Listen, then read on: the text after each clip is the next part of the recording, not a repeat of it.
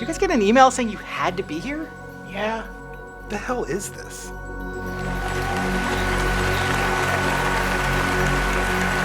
Thank you. Thank you. Thank you so much for coming out.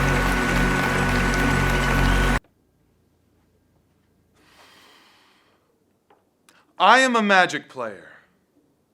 I am a spell slinger. I am a planeswalker. I am a wizard. I am a magic player. You are here today because for Pro Tour Dragons of Tarkir, Wizards of the Coast wants you to learn the perspective of the casual player, and I am he. And soon, we shall be he and she and he, us. And we and us shall be them no longer. I have a question. Yes. What the hell are you talking about? How good is this card?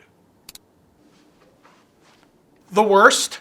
Now. Sometimes a good sideboard card against mono red? Before the release of Dragons of Tarkir, this was my favorite card in Standard. Why? You know what the biggest number in the game is? 20. And when you make the biggest number even bigger, you can't lose. You can definitely lose. There's only one thing in Magic sweeter than gaining life. Dragons. Why? Why do we love them so much? Let's look at this helpful acronym. Dragons are really sweet and awesomely good at breathing fire on stuff, no matter what the stuff is. Yeah. That's just... Wow. I know, right? Okay, so casual players like big spells, competitive players like efficient spells. This isn't news. But how does it affect us? How does it affect the Pro Tour? Let me tell you a story. You might have heard it before. A young boy trades a mint condition set of black bordered dual lands for 4 crawworms and a Shivan dragon. It was the greatest day of his life. Forgoing tournament halls entirely, his sweaty palm shuffles and dirty living room carpet added a loving crustiness to the unsleeved cards. We see an acceleration in global warming in every year that organized play expanded. Coincidence? Maybe. Let's see what Malcolm Gladwell has to say on the topic. A virtual, proactive framework to innovate and pivot the vertical platform for value-added branding engagement and to move forward in the global age of the Timmy Spike digital divide. And that is how you make an ocarina out of a bell pepper. And oh, my dear spiky friends, beware. Timmy's dragons have hatched from their eggs, and we are coming for your match wins and your top 8s and your trophies. You are not safe. Be afraid. Any questions?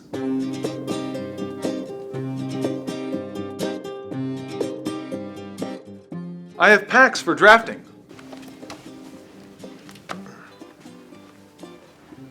I'll just need you to fill out this program evaluation form so that we can improve this experience next year. Where are you guys drafting? Can I come? I won't read every card, I promise.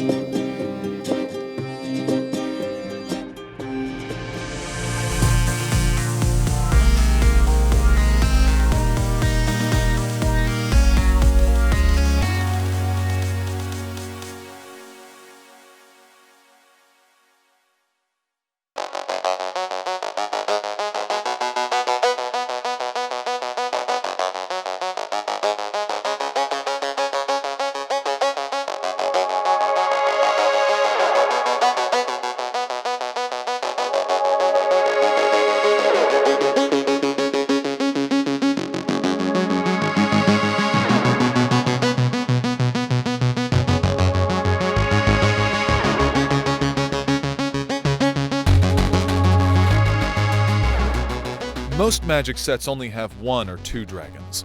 This set has 26. Here at Pro Tour Dragons of Tarkir, the really smart, good players are gonna summon dragons.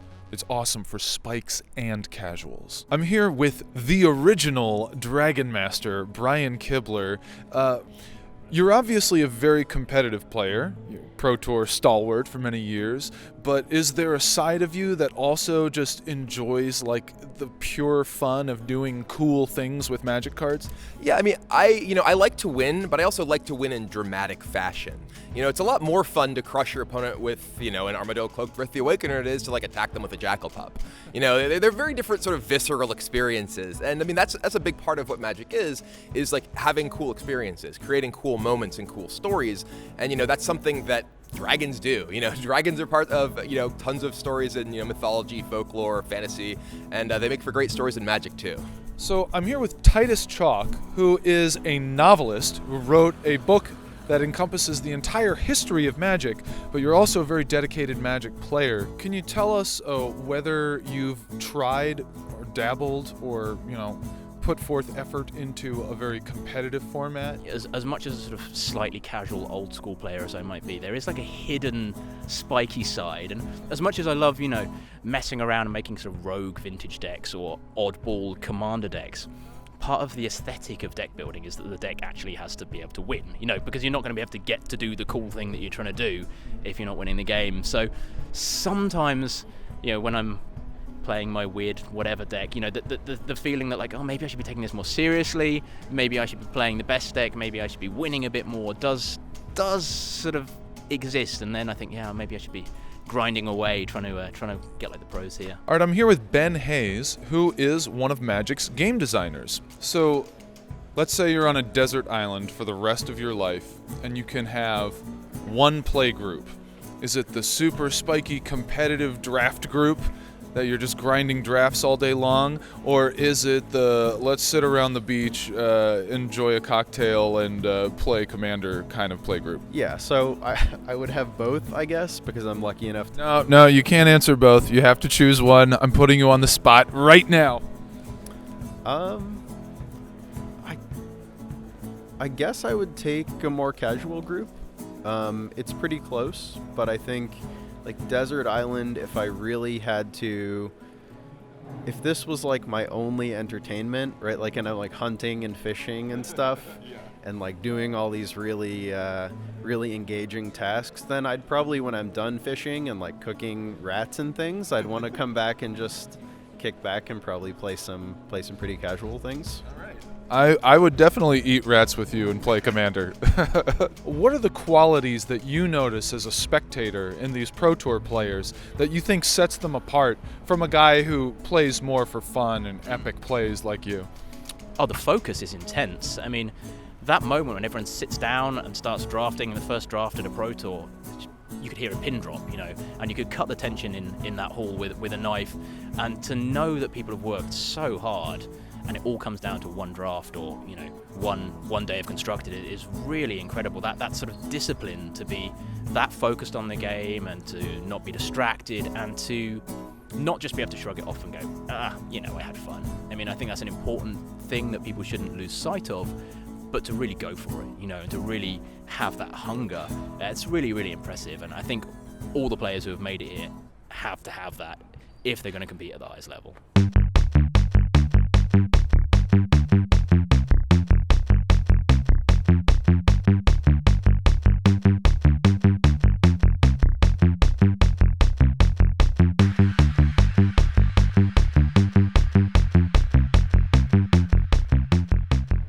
Magic doesn't get any more competitive than at the Pro Tour, and its players have some of the sharpest, most focused minds in the world. But how would these spikes fare if they played with my casual playgroup back home? Would they fit in at all? Let's find out with a new segment we're calling The Audition. Andrew, thank you for coming to the audition. We're very excited to have a new member of our casual playgroup. We have provided you with some lines that we'd like you to read, and if you convince me that you are a casual, we will invite you. So when you're ready, please read your lines. I hate counterspells. They're not fun and they're impolite. I'd rather receive good karma and let my opponents resolve their spells. I hope my opponents let me win, but I don't mind losing if they care about the game more than me. My favorite card is Feldigriff because I like the funny hippo. Do you mind doing it one more time? Just try to give me a little more passion. No. I'm here with Craig Jones. Now, Craig, you are auditioning to be in my casual play group. So please, give me your best audition. Well, you see, most people think like the most exciting moment of my Magic career was top decking the Lightning Helix in Pro Tour Honolulu. The crowd is Come into on, it. Dak. What Come is on, on Dak. top of the deck? What is on top of the deck? Oh, it's Lightning Helix! Oh my God! Oh my God! Craig Jones is through to finals! But, I mean, honestly, it's just a Pro Tour.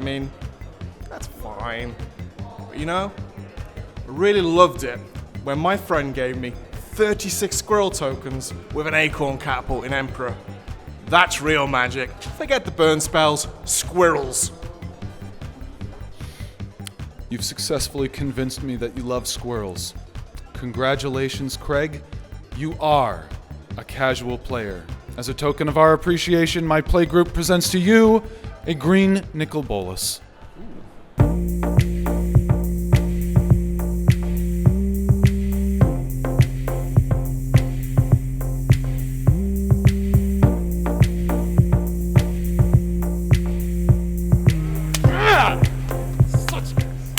Adrian, you played in your first Pro Tour in 1997, 1998, and now you've clinched your first career top 8, a long time in the making.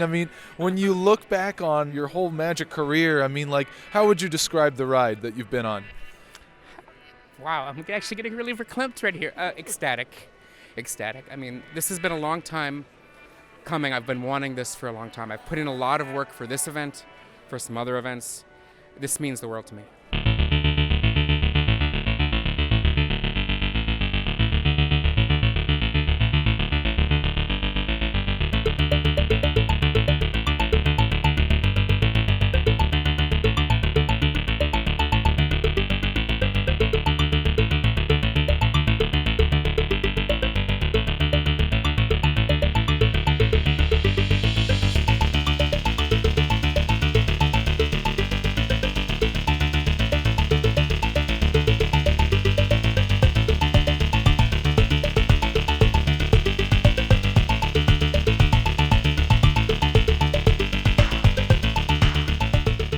The top 8 of Pro Tour Dragons of Tarkir is the story of a long-time grinder finally reaching the height of success, and a legend of the game who was so overdue for another top 8 it's ridiculous.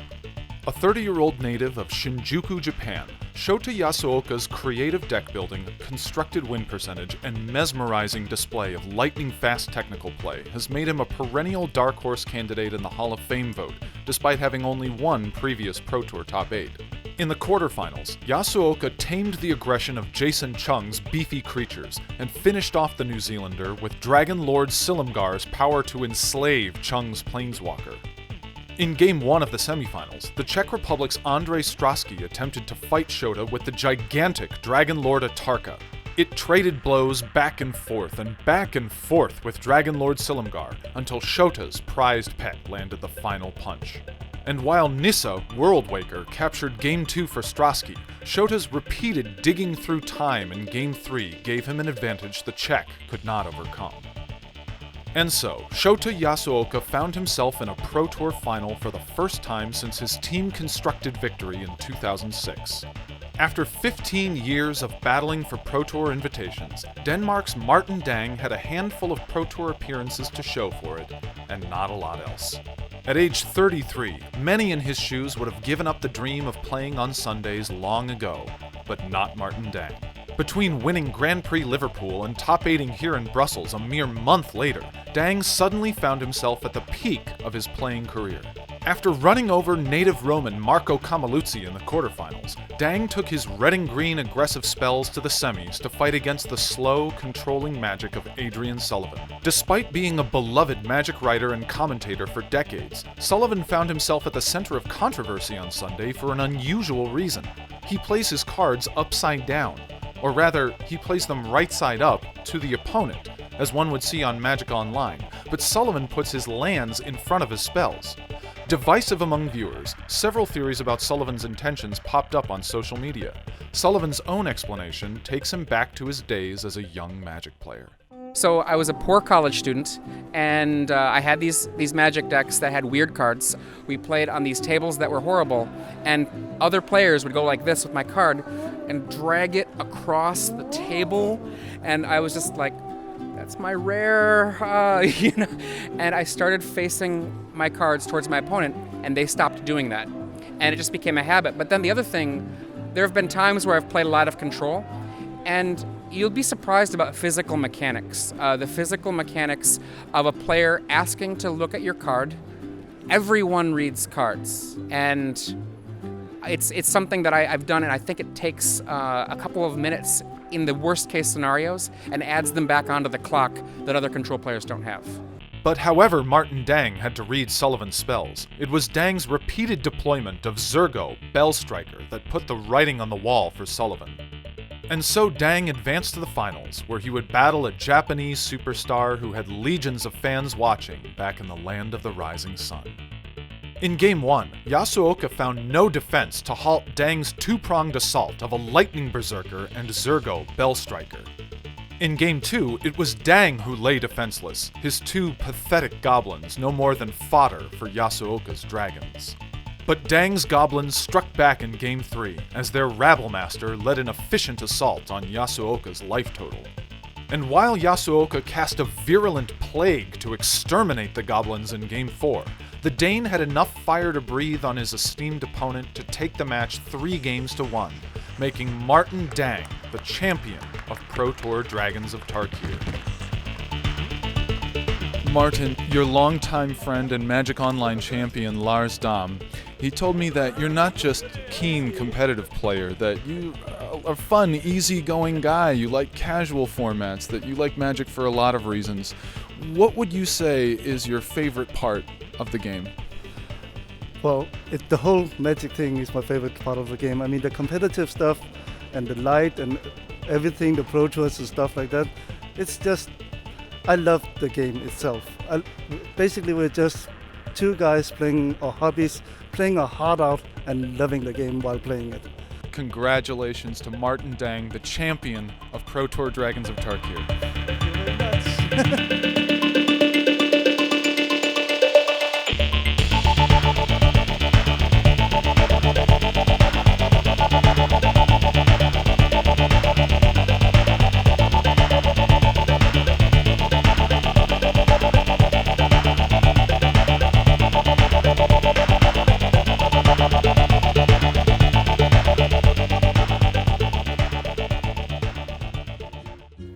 Tell you how impressed everybody at Wizards of the Coast is with your ideas.